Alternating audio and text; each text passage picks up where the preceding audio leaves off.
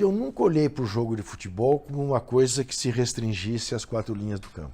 Aliás, o Nelson Rodrigues dizia a mesma coisa, né? Pobre de quem acha que o futebol é alguma coisa que se esgota nas 4 linhas do campo. Creio que não vem ao caso nesse momento, né? Ainda mais com a camisa da seleção brasileira. Se isso cada um quiser se expressar politicamente, que faça no momento que estiver em casa, no momento que estiver no seu momento pessoal, né? Eu acho que seria mais esse o momento de se expressar politicamente. Em meio a tantas polêmicas geradas pela realização da Copa América no Brasil, a fala do zagueiro Marquinhos reabriu velhas discussões. O futebol realmente está restrito apenas às 4 linhas? Jogadores podem se expressar politicamente dentro de campo? Futebol e política se misturam? O assunto é mais complexo do que aparenta ser. Com o bombardeio de informações e opiniões vindo de todos os lados, trazemos alguns exemplos de quando a política invadiu o futebol e o futebol invadiu a política. O ídolo do Chelsea, atacante marfinense Didier Drogba, protagonizou talvez um feito tão grandioso quanto os que fez dentro de campo. A seleção africana da Costa do Marfim, pela primeira vez na sua história, se classificava para a Copa do Mundo de 2006 na Alemanha. Literalmente ajoelhado diante das câmeras, Drogba pediu paz entre os grupos rivais que estavam prestes a levar o país a uma guerra civil. Pardonnez. Pardonnez. Pardonnez. Le seul pays de l'Afrique qui a toutes ses richesses ne peut pas sombrer dans la guerre comme ça. S'il vous plaît, déposez tous les armes. Faites les élections, organisez les élections. E tudo será de mieux. A Guerra Marfinense teve início em 2002, quando um grupo de rebeldes ocuparam uma cidade ao norte do país, enquanto as Forças Armadas teve sua sede instalada na capital ao sul. Os conflitos se davam por interesses políticos, financeiros e étnicos. Mas o ato do jogador do Chelsea deu um suspiro de paz para o povo marfinense e um cessar-fogo foi acordado, além da população que se mobilizou a favor de uma trégua. Nos gramados e nas arquibancadas já vimos grandes batalhas serem travadas. A batalha esportiva de um time contra seu rival e a disputa das torcidas pelo título moral de ser a mais apaixonada. Porém, o Estádio Nacional de Santiago teve em sua história algo além do esporte. Em 12 de setembro de 1973, o golpe militar no Chile fez dele uma prisão improvisada nos primeiros meses do regime ditatorial de Pinochet. Ao todo, 40 mil pessoas passaram pelo local. O alto-falante que antes anunciava os jogadores e os gols passou a ser usado para chamar os que seriam interrogados e torturados. Mas o futebol tratou de dar um ponto final nisso.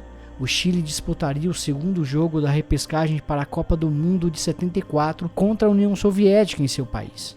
Por isso, o estádio foi evacuado às pressas para que a partida fosse realizada. Porém, o jogo aconteceu apenas com um time em campo. A seleção europeia não aceitou jogar no Estádio Nacional de Santiago por causa dos relatos de tortura e execução. Assim, a seleção chilena ganhou o jogo por WO e se classificou para a Copa. Os militares então tentaram usar o futebol como propaganda da ditadura e promover um jogo de comemoração contra o Santos. Um grande público era esperado, mas não foi o que aconteceu. Além da decepção pelo estádio quase vazio, a seleção chilena sofreu uma humilhante goleada do time brasileiro. Um dos maiores ídolos do gigante Manchester United ficou marcado por um episódio icônico. O francês Eric Cantona disputava uma partida importante pelo campeonato inglês de 1995, que colocaria sua equipe no topo da tabela e encaminharia o time para o terceiro título consecutivo. O adversário era o Crystal Palace e o jogo não estava nada fácil para a equipe de Manchester. Depois de muito irritado com a marcação ferrenha que sofria, Cantona cansou de reclamar com o juiz. Na segunda etapa da partida, o francês cometeu uma falta que lhe custou a expulsão.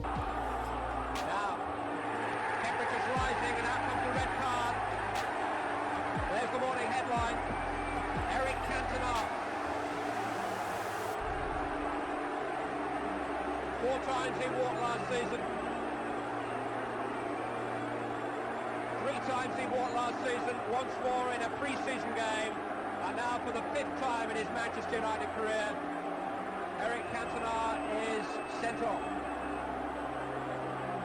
Quando estava saindo pela lateral do campo, um jovem torcedor do Crystal Palace desceu da arquibancada e foi em sua direção. Segundo o jogador, o jovem proferiu insultos xenofóbicos, entre outras ofensas. A reação de Cantona se tornaria uma das imagens mais emblemáticas do jogador, a voadora Kung Fu de Eric Cantona. O torcedor mais tarde alegou que suas palavras não foram as que o francês alegou ter sofrido. Porém, descobriu-se depois que Sions fazia parte de partidos britânicos de extrema-direita e orientação fascista, descoberta que deu simbolismo importante para o ato de Eric Cantona, a voadora que hoje é um símbolo do antifascismo. A política é a arte e a ciência de governar. Ela está diretamente ligada ao povo, e com a alcunha de time do povo, o Corinthians não poderia estar excluído desse tema, pois foi no Corinthians, nos anos 1980, que nasceu o movimento denominado Democracia Corintiana. Movimento que, entre outras coisas, reivindicava o direito ao voto para presidente. As ideias desenvolvidas por Adilson Monteiro Alves, sociólogo que era diretor do Corinthians na época, teve como participantes Sócrates, Casagrande, Vladimir, Zenon, entre outros jogadores. O movimento teve seu impacto também dentro do próprio clube. Ali eram tomadas as decisões de forma revolucionária. Em conjunto, as regras internas, contratações e até mesmo escalações eram definidas por votos de todos, com pesos iguais independentemente de função de cada um dentro do clube. Os dizeres diretas já deixava claro a posição do clube diante da situação política no Brasil naquela época. Na história não faltam relatos que mostram como o futebol e a política conversam de várias maneiras. O ponto de interrogação que isso causa em toda a esfera futebolística é enorme. Até que ponto futebol e política devem se misturar? Existem, enfim, um convívio saudável desses dois dentro e fora de campo? Deixe sua opinião nos comentários, curta nossos vídeos e se inscreva no canal para que possamos trazer cada vez mais conteúdo.